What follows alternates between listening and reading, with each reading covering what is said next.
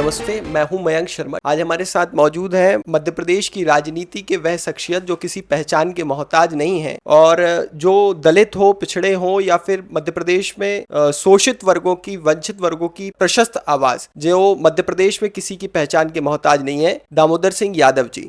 आज हम उनसे जानेंगे और पूछेंगे कि मध्य प्रदेश में वो किस प्रकार से राजनीतिक रणनीति पर चर्चा कर रहे हैं और इस लोकसभा चुनाव से लेकर के उनकी क्या रणनीति 2028 तक की है। इस विषय में हम उनसे चुनाव के विषय में सवाल और चर्चा करेंगे। सर नमस्ते। बहुत बहुत धन्यवाद मयंक भाई। नमस्कार आपके सभी साथियों को, सभी दर्शकों को।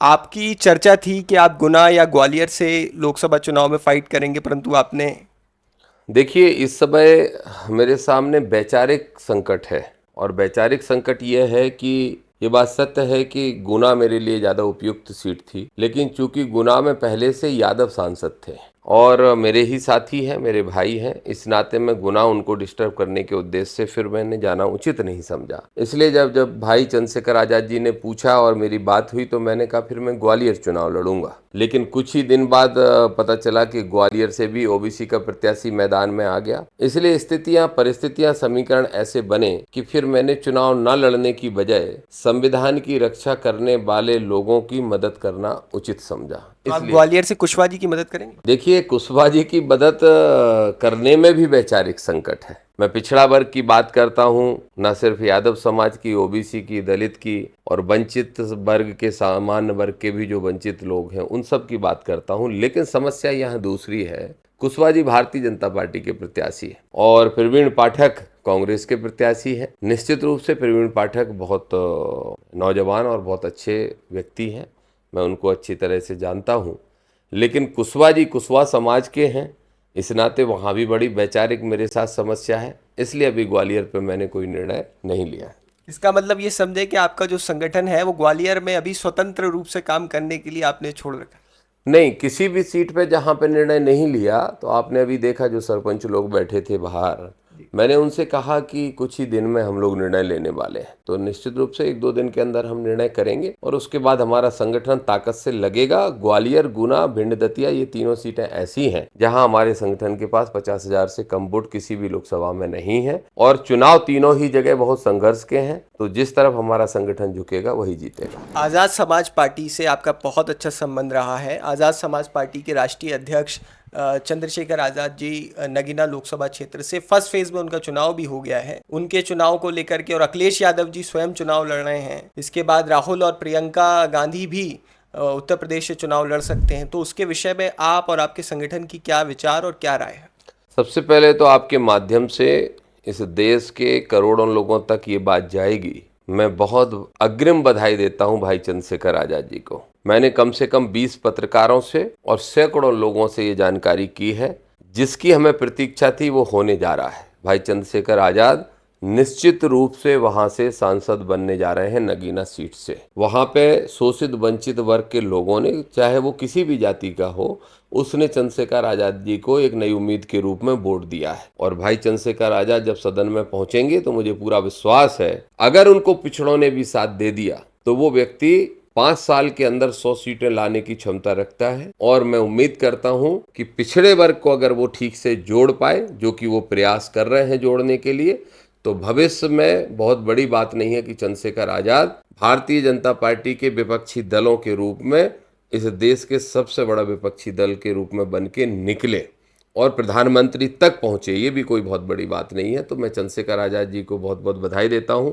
अखिलेश यादव जी ने साहसिक निर्णय लिया, समझदारी का निर्णय लिया और मैं तो ये कहूँगा कि यूपी की हवा को देखते हुए उन्होंने त्वरित निर्णय लिया। तो अखिलेश यादव जी को चुनाव लड़ना चाहिए था, इससे बहुत लाभ विपक्ष को होगा। प्रियंका गांधी जी और राहुल गांधी जी, ये दोनों भी अगर चुनाव लड़ेंगे तो मैं मानता हूं कि उत्तर प्रदेश में इस बार 50% से ज़्यादा सीटें भारतीय जनता पार्टी के विपक्षी दलों की आएंगी। तो मैं स्वागत करता हूं इन सब निर्णय का और मुझे विश्वास है, मैं बहुत आशावादी हूं कि अच्छे परिणाम निकल के आए। कांग्रेस पार्टी ने जब दिग्विजय सिंह जी को राजगढ़ लोकसभा क्षेत्र से सांसद का प्रत्याशी बनाया था तो आपने एक्स पर पोस्ट करते हुए उनको शुभकामनाएं और बधाई भी प्रेषित की थी। और इसके अलावा दिग्विजय सिंह जी को लेकर के अमित शाह जी कल राजगढ़ में थे और उन्होंने बहुत हमलावर होकर के उनके ऊपर कई सारी बातें कही। इसके बाद दिग्विजय सिंह जी ने भी उसका जवाब दिया। और इसके साथ साथ कल अमित शाह जी गुना में भी थे और गुना गुना में भी उन्होंने केपी यादव जी के समर्थन में कई सारी बातें कहीं कि आपको चिंता करने की आवश्यकता नहीं है। हालांकि पहले उन्होंने उनका टिकट भी काट दिया यादव समाज के साथ। पहले उन्होंने कुटाराघात किया और उसके बाद आकर के एक सिंपैथी गेन करने और वोट बैंक की राजनीति के चक्कर में वो इस प्रकार की बातचीत वहां करके गए। इसके विषय में आपके क्या विचार हैं? देखिए, जहां तक बात दिग्विजय सिंह जी की है या ज्योतिरादित्य सिंधिया जी की है, मैं ऐसा मानता हूं कि कोई भी राजा और महाराजा जो अपने आप को कहलवाता हो या उसकी स्वीकारता या उसकी आदतें अभी भी राजा महाराजाओं जैसी हों, तो मैं उसको लोकतंत्र के लिए शुभ नहीं मानता, उपयोगी नहीं मानता, हितकारी नहीं मानता। चाहे दिग्विजय सिंह जी हों, चाहे ज्योतिरादित्य सिंधिया जी, एक महाराजा हैं, एक राजा हैं। लोकतंत्र को मजबूत करना है तो गांव गरीब और किसान के बेटों को विधायक और सांसद बनना चाहिए। पहली बात तो मैं ये कहूंगा। दूसरी, विशेष तौर पे ज्योतिरादित्य सिंधिया से कहना चाहूंगा, उनका एक वीडियो वायरल हुआ, बड़ा वायरल हो रहा है वो वीडियो, जिसमें वो कह रहे हैं कि भारतीय जनता पार्टी ने यादव को मुख्यमंत्री बनाया। चलिए, ये अच्छी बात है, मोहन यादव को बनाया, लेकिन उसके बाद जो वो कह रहे हैं कि मैंने ये यादव को बनाया, मैंने यादव को मंत्री फलां को बनाया, मैंने फलां यादव को विधायक, मैंने फलां यादव को जिलाध्यक्ष। सिंधिया जी, इतना मेमियाओगे तो क्या मेमने हो क्या? क्यों इतने मेमिया रहे हो? यादवों को आपकी हैसियत नहीं है देने की। यादवों ने आपको 4 बार सांसद बनाया है और यादवों ने ही फिर आपको हराने का काम किया है। मैंने इस यादव को ये किया, मैंने उस यादव को ये किया। हम कृष्ण वंशज लोग हैं, आपका तो हमें पता भी नहीं है कि आप किसके वंशज हो। आपने सिंधिया जी की जाति के विषय में भी कुछ दिनों पहले बहुत सवाल उठाए थे, जिसको लेकर भी राजनीतिक सरगर्मियां तेज थी। उसके विषय में आप फिर से मैं आपसे जो व्यक्ति अपनी जाति खुल के ना बताता हो, जो व्यक्ति अपना वर्ग खुल के ना बताता हो, वो व्यक्ति कह रहा है कि मैंने यादवों को सब कुछ दिया।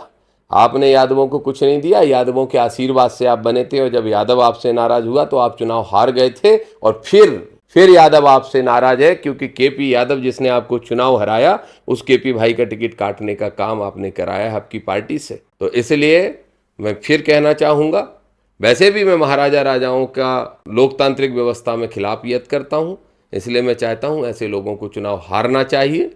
गुना में मेरी राय स्पष्ट है, भले ही मेरी राय स्पष्ट अभी ग्वालियर में ना हो या किसी और सीट पे ना हो, लेकिन गुना में मेरी राय स्पष्ट है कि हमारे भाई यादविंद यादव को जरूर समर्थन सब साथियों को करना चाहिए। और ये राय यादव के नाते नहीं है, ये राय इस नाते है कि कोई एक महाराज फिर से चुनाव लड़ने आ गया।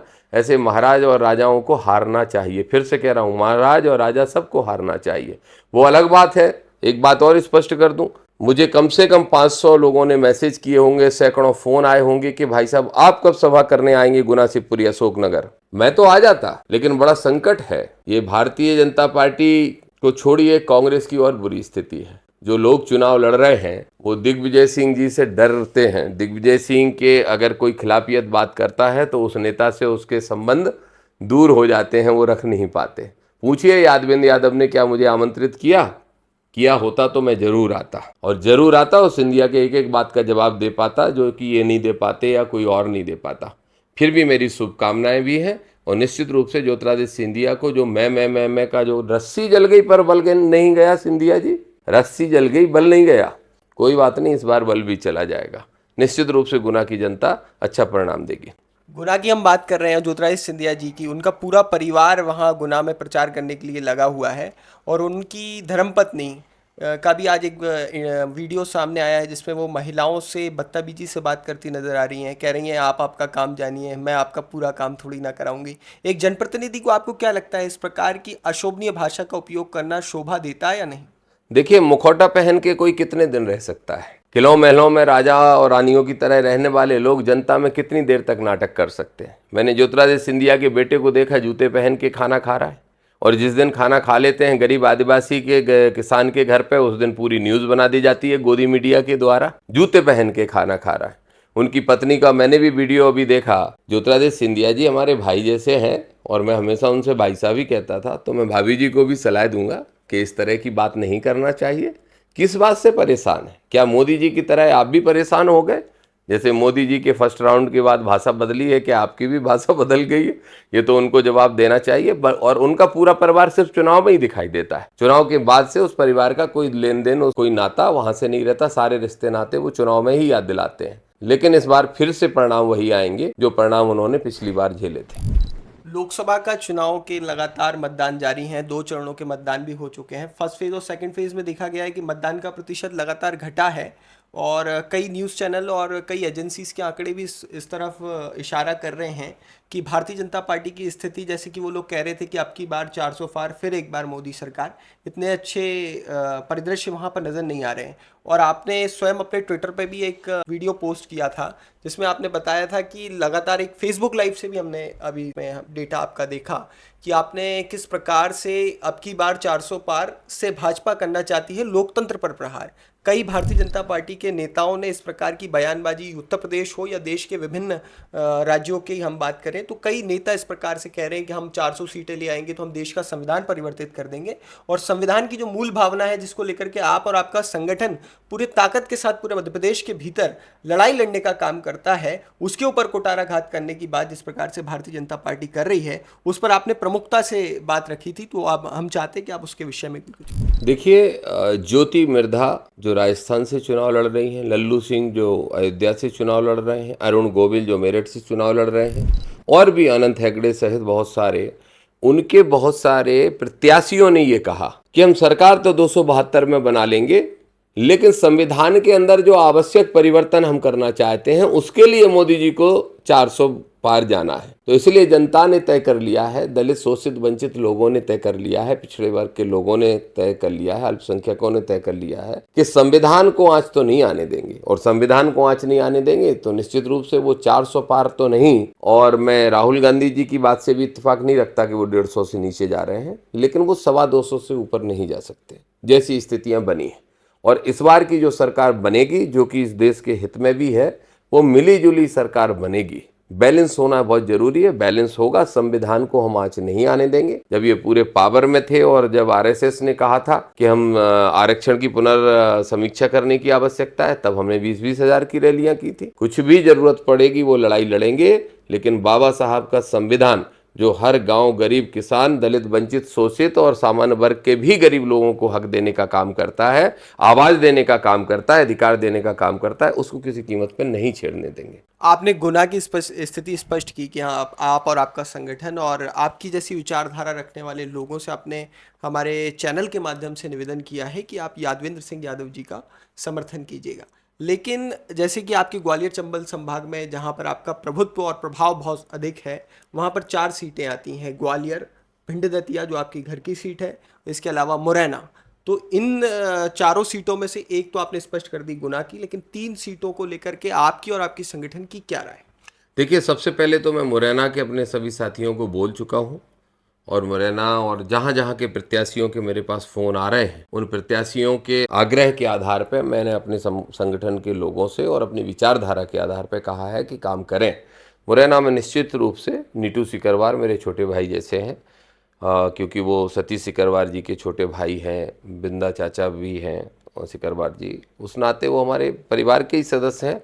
और चूँकि वो कांग्रेस के प्रत्याशी हैं, सभी साथी मुरैना में नीटू सिकरवार का साथ दें, और मुझे पूरा विश्वास है कि वो लाखों में जीतेंगे। वो सीट लाखों में जीत रही है। जहां तक बात ग्वालियर की है, जहां तक बात भिंड सीट की है, और जहां तक बात राजगढ़ सीट की है, जहां पे अमित शाह जी ने कहा कि आशिक का जनाजा है, जरा धूमधाम से निकालो वगैरह वगैरह, इन सीटों पे अभी हम सब साथी विचार कर रहे हैं और बहुत जल्दी निर्णय लेंगे। और समस्या सिर्फ इसीलिए है, निर्णय लेने में देर सिर्फ इसलिए हो रही है क्योंकि विचार कहीं ना कहीं बीच में आ जा रहा है। अब संविधान को बचाने के लिए हमें कांग्रेस को जिताना चाहिए, लेकिन हम राजा महाराजाओं को जिताना नहीं चाहते। ये अड़चन हमारे साथ राजगढ़ में आ रही है। अब अगर हम ग्वालियर में पहुंच जाते हैं तो एक पिछड़ा वर्ग का, एक सामान्य वर्ग का प्रत्याशी है। हालांकि मेरे व्यक्तिगत संबंध प्रवीण पाठक से ज्यादा अच्छे हैं, लेकिन और कांग्रेस के वो प्रत्याशी भी हैं, लेकिन जो बीजेपी के समर्थक लोग हैं जो हमारे संगठन से जुड़े हैं, वो कह रहे हैं आपको ओबीसी के नाते पिछड़ा का साथ देना चाहिए। जहां तक बात भिंड की है, तो भिंड के अंदर भी हमारी चर्चाएं चल रही हैं, और भिंड तो बहुत ही महत्वपूर्ण सीट इसलिए है कि हमारा वोट 1 लाख से अधिक है। वहाँ हमारे तीनों संगठनों को अगर हम मिला लेंगे तो हमारा वोट 1 लाख से अधिक है, और इसमें कोई घमंड अभिमान की बात नहीं है कि हमारा संगठन पूरी ताकत से जिस तरफ हम सब साथी लग जाएंगे, वही प्रत्याशी आदरणीय फूल सिंह बरैया जी वहां से लड़ रहे हैं। वैचारिक रूप से बहुत मजबूत आदमी है। या ये कह सकता हूं मैं कि मैंने अम्बेडकरवादी मिशन उनसे ही सीखा है, उनसे बहुत कुछ सीखने को मुझे मिला है। मेरे सीनियर भी हैं, मैं उनका सम्मान भी करता हूँ, पर उनके सामने भी वही समस्या है। इस समय पूरे मध्य प्रदेश की कांग्रेस को राजगढ़ वाले राजा ने दबोच लिया है, शिकार कर लिया है, और मेरे ख्याल से बरैया जी भी उसी के शिकार हो गए हैं। एक कांग्रेस का पूर्व विधायक कहता है, तथाकथित राजा, कि मायावती और चंद्रशेखर तनखैया हैं बीजेपी के। इतने बड़े राष्ट्रीय स्तर के नेताओं के बारे में ऐसी अनर्गल बयानबाजी बरैया जी के सामने करता है, जिससे मैं दुखी हुआ, मुझे बुरा लगा, और मैंने आदरणीय बरैया जी से कहा भी कि इस तरह की बातचीत नहीं होना चाहिए। तो वहाँ पे हमारा विचार चल रहा है। संध्या राय बहुत सरल स्वभाव की, बहुत अच्छी महिला है। हाँ, ये बात सच है कि वो बहुत दिन से क्षेत्र में नहीं आई, इस बात से लोग वहाँ पे दुखी, नाराज, परेशान हैं। लेकिन दोनों ही प्रत्याशियों में अब मैं भाजपा का साथ देना मेरे बस की बात नहीं होती है वैचारिक रूप से, लेकिन अब वहां भी संकट देखिए कि मैं बरैया जी का साथ तो दे सकता हूं, मेरे सब साथी दे सकते हैं, लेकिन बरैया जी वहां पे सामंतशाहियों के साथ काम करने के लिए मजबूर है। तो जहां पे इस तरह से वैचारिक संकट है, जिनको धर्म संकट अगर हम बरैया कहते जी हैं, आपसे इस विषय में बातचीत करें तो फिर आप स्पष्ट रूप से या सामने नहीं, आकर वो कर रहे हैं, उन्होंने बात की है मुझसे, और मैं उनकी मजबूरियां भी समझता हूं। और वो जो लोग हैं, जब वहाँ के सामंतशाही जो लोग हैं, या राजगढ़ वाले राजा के जो वहाँ पे दूसरे राजा हैं प्रतिनिधि के रूप में, वो उनको जिताना भी नहीं चाहते, वो उनको नहीं जिताना चाहते। लेकिन आपके मिशन के आदमी हैं, इसलिए आप उनका सपोर्ट कर रहे हैं, आपका संगठन उनका सपोर्ट कर रहा है और आप चाहते हैं कि जीत के देश की संसद में जाए। नहीं, अभी तक हम सारे लोगों ने भिंड में कोई निर्णय नहीं लिया है। 1-2 दिन के अंदर हम निर्णय लेने वाले हैं और सभी से बात करके लेने वाले हैं। देखिए, दतिया जिले की तीनों विधानसभा के अंदर मैंने 30,000 वोट तो खुद ही पाया था। उतनी स्थिति मेरी भांडेर में है, उतनी स्थिति मेरी दतिया में है। तो 70-80 हज़ार वोट तो हम सीधा सीधा दतिया जिले में प्रभावित करने में हम लोग सक्षम हैं। उसके साथ साथ लाहार विधानसभा में डॉक्टर गोविंद सिंह को मेरे टिकट कटने का नुकसान हुआ, इसलिए हारे। गोहद विधानसभा में, महगांव विधानसभा में, अटेर में बहुत सारे हमारे सामाजिक बंधु बहुत सारे जुड़े हुए हैं। इस नाते हम 1 लाख से अधिक वोट का वहां पर निर्णय रखते हैं। तो वहां का निर्णय सोच समझ के 2 दिन में ले लेंगे और निश्चित रूप से निर्णय लेते से ही आपको बताएंगे और वही व्यक्ति चुनाव वहां पर जीतेगा। अभी निर्णय लेने में असमंजस की स्थिति बनी हुई है और 1-2 दिन में हम निर्णय कर रहे हैं। आपने लगातार कमलनाथ जी और आपकी करीबी किसी से छिपी हुई नहीं है, चाहे वो मुख्यमंत्री रहे हो तब या उनकी सरकार गिरी हो तब आपने किस प्रकार से मेहनत करी। 2023 में जब तक आप विधानसभा चुनाव आज़ाद समाज पार्टी से नहीं लड़े, तब तक आपने किस जी जान से कमलनाथ संदेश यात्रा हो या विभिन्न यात्राओं के माध्यम से कमलनाथ जी और उनके संदेश को जन जन तक पहुंचाने का आपने काम करा। और अभी हमने देखा कि आप कांग्रेस पार्टी छोड़ने के बाद भी, आज़ाद समाज पार्टी से जुड़े रहने के बाद भी, आप लगातार कमलनाथ जी के प्रस्ताव पर छिंदवाड़ा गए और छिंदवाड़ा जाकर के आपने वहां पर प्रचार किया और लगातार 10-15 दिन आप वहां पर रहे और बड़ी बड़ी 30-35 सभाएं वहां पर आयोजित की गई, जिसको आपने स्वयं संबोधित किया। इस प्रकार से कमलनाथ जी की और आपकी जो राजनीतिक जुड़ाव है वो किसी से छुपा हुआ नहीं है। और उसके साथ साथ हम आपसे ये भी प्रश्न पूछना चाहते हैं कि आपने कमलनाथ जी का समर्थन किस आधार पे किया, जबकि जो कमलनाथ जी के सामने प्रत्याशी लड़ रहे हैं श्री बंटी साहू, वो स्वयं ओबीसी के चेहरा है। तो आपने किस आधार पर कमलनाथ जी का समर्थन दिया?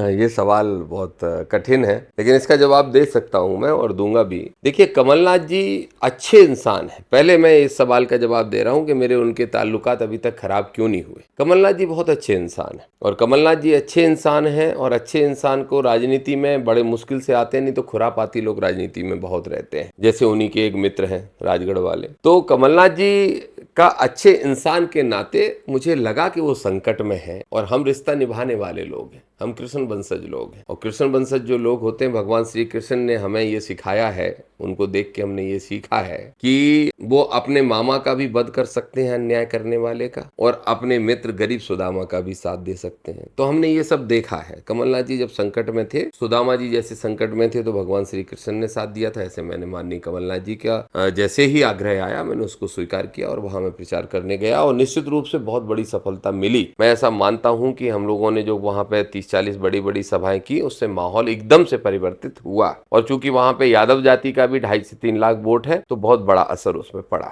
जहां तक बात इस बात की है कि वहां पर ओबीसी का प्रत्याशी था, फिर मैंने कमलनाथ जी जो कि ओबीसी के नहीं है उनका साथ क्यों दिया। देखिए, अकेला एक जाति में जन्म या वर्ग में जन्म भर लेने से उस विचारधारा का वो व्यक्ति हो जाए, ये जरूरी नहीं होता। और अगर किसी सामान्य, मैं मानता हूं कि लोहियावादी जो लोग हैं, समाजवादी, कम्युनिस्ट, वो बहुत बड़ी संख्या में ब्राह्मण है और ब्राह्मणों ने क्रांति लाने का काम किया इस देश के अंदर। जब बड़ा आंदोलन खड़ा हुआ था इस देश के अंदर थर्ड फ्रंट का, तब भी ब्राह्मणों का बड़ा रोल था। आज वही ब्राह्मणों को ज्यादातर लोग भारतीय जनता पार्टी का हिस्सा मानते हैं। तो सिर्फ जाति भर से कुछ नहीं होता। वो व्यक्ति जो वहां लड़ रहा था चुनाव, उसको तो मैं जानता भी नहीं हूँ, उसका इतना पहचान नाम कभी मैंने सुना नहीं, जो साहू वहां व्यक्ति लड़ रहा था। लेकिन कमलनाथ जी ने जो एक ऐतिहासिक काम किया, उमा जी, गौर साहब, शिवराज जी, तीन सीएम हमारे ओबीसी के बने और तीनों ही पिछड़ों वर्ग का आरक्षण 27 नहीं कर पाए। और कमलनाथ जी ने हमारे आग्रह पे पिछड़ों का आरक्षण 27 करने का काम किया। हमारे ही आग्रह पे सुभाष चंद्र समन्वय भवन को, जो न्यू मार्केट में है, स्वर्गीय सुभाष यादव जी के नाम से करने का काम किया। यादव समाज के लिए जमीन आरक्षित करने का काम किया। आवंटित होती उसके पहले उनकी सरकार गिर गई थी। तो कमलनाथ जी ने वो करके दिखाया, जो हमारी जाति के लिए, हमारे वर्ग के लिए, पिछड़ों के लिए, शोषितों के लिए, वंचितों के लिए। ऐसे आदमी को सदन में पहुंचना चाहिए, या उनके बेटे को भी सदन में पहुंचना चाहिए पहले से जो थे। और अभी भी मैंने वहां जाके देखा कि वहां बड़े बड़े लोग कमलनाथ जी को छोड़ के चले गए, और जितने छोड़ के चले गए जनता उतनी ही जुड़ती चली गई। हर गरीब की जुबान पे कमलनाथ का नाम था। मैं आते वक्त रास्ते में रुक गया एक पान के ठेले पे, तो वो पहचानने की भाई लोग कोशिश कर रहे थे। तो मैंने उनसे पूछा कि भाई यहाँ चुनाव कौन जीत रहा है? बोले भाई साहब इस बार टक्कर तो होगी, लेकिन अंत में जब कोई बीमारी में होता है तो सबको शिकारपुर याद आता है। मैंने कहा ये शिकारपुर क्या है? बोले कमलनाथ जी का निवास। कोई भी चला जाए बीमार आदमी, उसको 1 लाख रुपए का दे देना, 50,000 रुपए दे देना। तो ये कमलनाथ जी ने जो किया है उस क्षेत्र के लिए, कमलनाथ वहां ना पार्टी के मोहताज हैं और ना किसी नेता के मोहताज। वास्तव में वहां की जनता के दिलों में कमलनाथ जी और उनका पुत्र भी, नकुल भाई भी राज करते हैं। तो इसलिए मैंने कमलनाथ जी का साथ देने का निर्णय लिया। मुझे विश्वास है कि वो लगभग 1.5-2 लाख से जीतेंगे। मध्य प्रदेश के मुख्यमंत्री जो स्वयं यादव समाज से आते हैं, वो उत्तर प्रदेश में खूब जा जाकर प्रचार कर रहे हैं। आपने अभी बीच में एक्स पे पोस्ट की थी, जैसे ही अखिलेश यादव जी ने उत्तर प्रदेश से लोकसभा का नॉमिनेशन भरा, कि यदि मोहन यादव जी उत्तर प्रदेश में, जैसे वो बार बार जा रहे हैं, उत्तर प्रदेश में जा रहे हैं, बिहार में जा रहे हैं, यादव समाज के वहाँ के जो जनरल पार्टीज के लीडर हैं वो लगातार उनको घेरने का प्रयास कर रहे हैं और हिंदुत्व के नाम के एजेंडे को लेकर के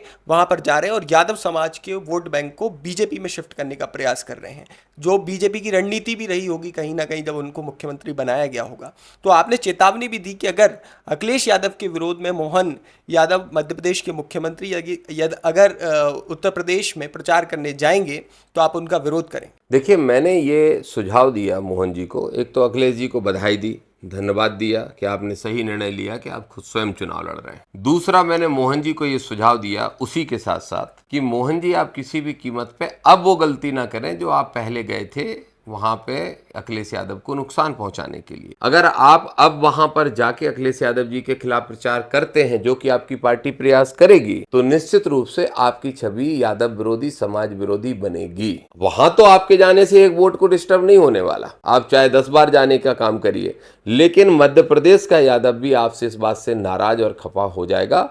क्योंकि देश के इतिहास में यादव समाज की अगर बात करें तो भगवान श्री कृष्ण के बाद अगर दूसरा भगवान अपने कर्मों से कोई बने हैं तो माननीय मुलायम सिंह यादव जी बने हैं, माननीय लालू प्रसाद यादव जी बने हैं, माननीय शरद यादव जी बने हैं। और ऐसे लोगों का जब भी आप विरोध करने जाओगे, अखिलेश यादव जी हो या तेजस्वी यादव जी हो, इन्होंने गरीबों और वंचितों के लिए एक होप पैदा की है, एक उम्मीद पैदा की है और अपने पिता के पद चिन्हों पर चलने का प्रयास किया है। अगर उनका विरोध करने कोई किसी की कृपा पात्र बन के कोई मुख्यमंत्री, मंत्री, संतरी बन जाके और उनका विरोध करने का काम करेगा तो वो पत्थर से सिर मारना है और खुद का नुकसान करना है। जब हम पत्थर पे सिर मारते हैं तो खुद के सिर से खून निकलता है, पत्थर का कोई नुकसान नहीं होता। तो मैं तो मोहन जी का शुभचिंतक हूँ, इस नाते सलाह दी है, क्योंकि हम लोग पहले संपर्क में भी रहे, कहीं दूर से समाज के नाते रिश्तेदार भी हो जाते हैं, उस नाते सलाह दी है कि आप वहां ना जाए, नहीं तो मध्य प्रदेश का यादव भी आपसे नाराज हो जाएगा। आपने अभी आपकी राजनीतिक पृष्ठभूमि को यदि देखा जाए तो अभी बीते 1 आध महीने पहले ही पिछड़ा अधिकार यात्रा के माध्यम से संपूर्ण प्रदेश में पिछड़े वर्ग के लोगों तक एक संदेश पहुंचाने का काम किया,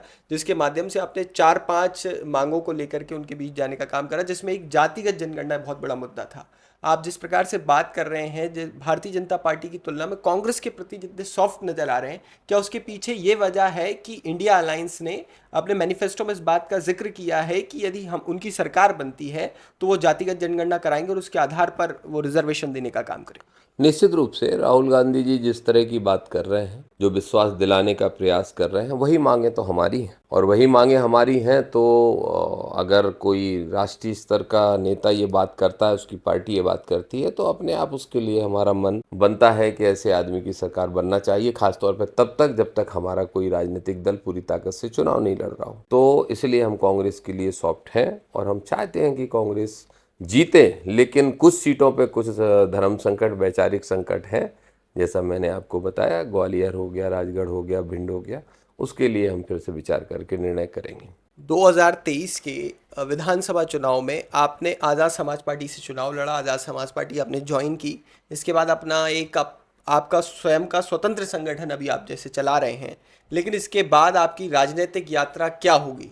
आगे आप 2028 तक भाजपा में रहेंगे, कांग्रेस में जाएंगे, ऐसी तमाम जो चर्चाएं हैं आपको लेकर के पूरे मध्य प्रदेश में चल रही हैं, उसको लेकर के आप क्या कहना चाहते हैं, कैसे खंडन करना चाहते हैं? देखिए, भारतीय जनता पार्टी में मैं नहीं जा सकता क्योंकि विचारों की लड़ाई है। भाजपा ने बहुत प्रयास भी किया, अभी भी हमारे मित्र हैं वहाँ, बहुत अच्छे साथी हैं, कुछ लोग प्रयास करते हैं। भाजपा में मैं नहीं जा सकता। जहाँ तक बात कांग्रेस की है, तो कांग्रेस राहुल गांधी की नहीं है मध्य प्रदेश में। कांग्रेस राजाओं महाराजाओं की है, राजगढ़ वाले राजाओं की है। तो उस कांग्रेस में मुझे गुलामी करने की आदत है नहीं। मेरे अंदर जो खून बहता है ना, वो आज़ादी का है और अपने लोगों को आज़ाद कराने का है। इसलिए चंद्रशेखर आज़ाद की पार्टी से चुनाव लड़ा, क्योंकि खुद भी आज़ाद हूँ विचारों से। और निश्चित रूप से चुनाव के बाद सबसे पहले मैं और चंद्रशेखर भाई बैठेंगे और इस तरह का प्रयास करेंगे कि दलित और पिछड़े मिलके एक बड़ी ताकत बन के निकले। लेकिन ना भाजपा में जाऊंगा, ना कांग्रेस में जाऊंगा। हाँ, इतना जरूर कहूंगा, आवश्यकता पड़ी कोई राजनीतिक दल बनाने की तो वो भी निर्णय हम लेंगे, लेकिन वो भी चंद्रशेखर भाई की सहमति और हम सब दलित पिछड़े मिल के कोई निर्णय लेंगे। वैसे तो हमारे पास ऑलरेडी दल है जिससे मैंने चुनाव लड़ा है, और चंद्रशेखर भाई लोकसभा पहुंचेंगे तो और आसान ही होगी हम सबको उस दल को बढ़ाने में। मैं ये नारा जरूर दूंगा, 400 पार का तो नहीं देता, लेकिन 28 के अंदर कम से कम 28 एमएलए मेरे साथी बन के पहुंचेंगे, बिना बीजेपी के, बिना कांग्रेस के, हम लोगों के संगठनों के। 28 के अंदर हम 28 एमएलए अपने पहुंचाएंगे और उन एमएलए की दम पे इन दोनों पार्टियों को फिर सबक सिखाएंगे और गरीबों के, किसानों के, पिछड़ों के, दलितों के, युवाओं के, महिलाओं के, शोषित वंचितों के हित में काम करवाने के लिए मजबूर करेंगे। बहुत बहुत धन्यवाद। हमारे साथ थे मध्य प्रदेश की राजनीति के एक बड़े नेता, जिनके बारे में कई प्रकार की चर्चाएं चलती हैं। हमने उन चर्चाओं के माध्यम से नेताजी के साथ मिलकर के जवाब लेने का प्रयास किया, और जवाब लेने के साथ साथ उन्होंने बहुत ज़ोरदार इंटरव्यू दिया, जिसके माध्यम से उन्होंने बताया कि देश की राजनीति को आज क्या आवश्यकता है और कैसे देश की राजनीति और प्रदेश की राजनीति को परिवर्तित किया जा सकता है। जो भारतीय जनता पार्टी का मोमेंटम चल रहा है अब की बार 400 पार, तो नेताजी का कहना है कि अब की बार तो नहीं हो रही भाजपा की नैया पार, भूल जाओ 400 पार। हाँ, ये भी धन्यवाद, और आपको भी बहुत बहुत धन्यवाद। आपने बड़े अच्छे बेबाकी से सवाल किए। आपके चैनल को धन्यवाद। सभी साथियों को कहूँगा इस चैनल को ज़्यादा से ज़्यादा देखें, सब्सक्राइब करें और निष्पक्ष मीडिया को आगे बढ़ाने का काम करें। बहुत बहुत धन्यवाद आप सबको। नमस्कार।